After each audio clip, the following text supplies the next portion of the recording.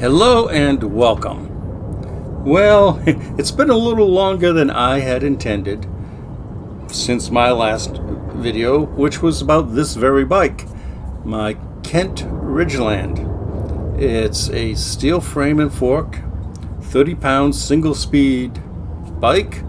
It's got steel handlebars, 615 millimeters wide, single wall, 700C wheels.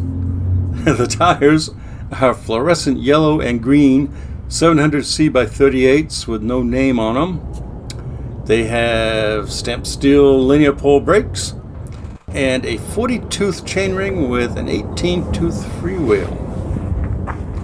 Now, what this video is going to entail are my impressions of riding the bike in its stock form, followed by a ride in an upgraded form. And as far as the upgrades go, my plan is to upgrade the grips, the saddle, and the tires. Basically, the touch points and the rolling stock. As far as riding impressions go, well, as with any single speed I've ever ridden, it takes a few revolutions to get moving, but once moving, it's easy to maintain momentum. The saddle is stiff and uncomfortable, as it was on my first Ridgeland, 5 years ago. The grips are oddly thin and rigid. They've got no real give to them at all. The Schwinn resin pedals that I already installed instead of the stock ones tend to flex when I'm riding out of the saddle, like on a climb. Tires are adequate, as are the wheels and the brakes. And the bike, strangely, is pretty quiet.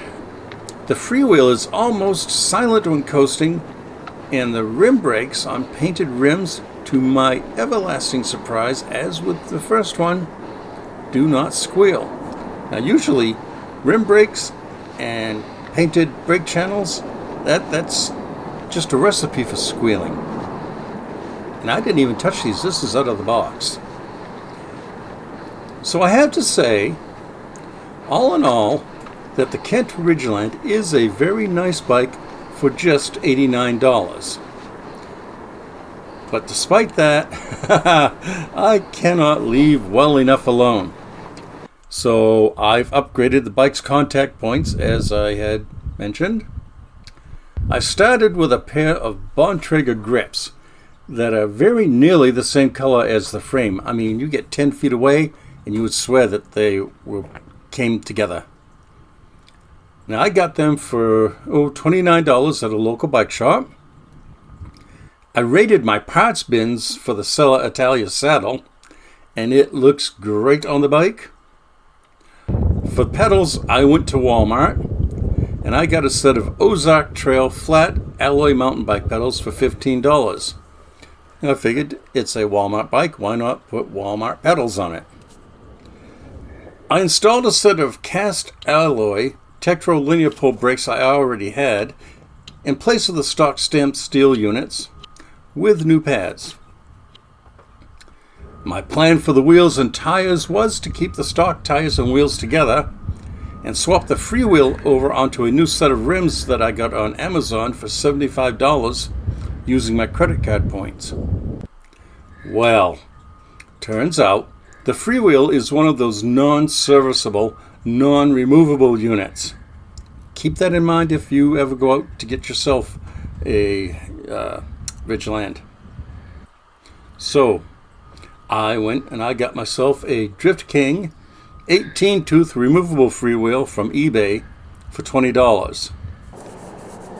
I don't know how good a $20 freewheel is going to be, but for $20, I can afford to replace it if I have to later. As for tires, I installed a set of Bontrager R1s that came on my Trek Domane. They're 700C by 32, and they are intended for road and, I'm doing air quotes here, light gravel use. I kept the retention tabs for the front wheel since the new wheels only had washers, and I wasn't really thrilled with the concept of the wheel coming out. You know, that'd ruin your day. In the rear, I had to reconfigure the axle and spacers, and I ended up with a bit of excess axle. I thought about going into it with my angle grinder and cleaning it up a little bit, but you know, that's a lot of work for not much gain, so I've decided to leave the axle as it is. And this is funny. The bike now weighs 29.2 pounds, a drop of a whopping 0.8 pound. Well, the thing is, I'm not too upset about that because I wasn't going out to build a lightweight bike. I built this specifically to use on the rail trails to try to regain my lung capacity. That's a whole different story.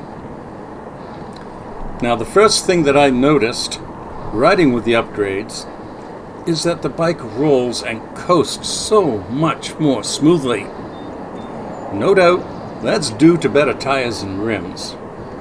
Now, I was pleased that the alloy pedals showed no signs of flexing, because that can be a little unnerving, and I'd even consider using them on a mountain bike project the next time I have one.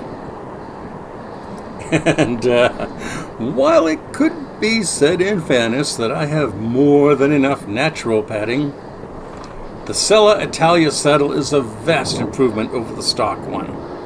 It actually has padding, and it's also got a small relief channel in it.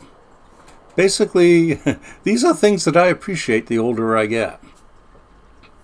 The new grips are much more compliant and comfortable than the stock ones ever thought about being.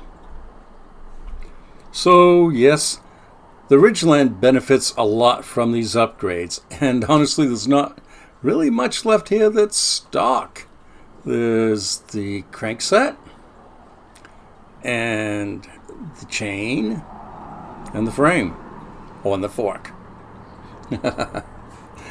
Oh, I've got a lot of bikes like that. I just can't resist. Be that as it may. As I said, in stock form, it's a darn good bike for the money. I believe that very strongly. Sadly, they may be hard to come by new soon. A couple of weeks ago, I saw a story on CBS News on your left, in which the owner of Kent Bicycle Company said thank you, he was shutting down the company. He said that with their very slim profit margins, the company just cannot survive tariffs. Now, Kent Bicycles may not build high-end bikes, since they cater mostly to Walmart and other big box stores. But they sure did put a lot of people in saddles, and that is a good thing. I'm sad about any company shutting down in general principle, but I'm really very sad about Kent Bikes shutting down. Well, sorry to end on a bit of a downer. Thanks for watching. I genuinely appreciate your time. Goodbye, and have a wonderful day.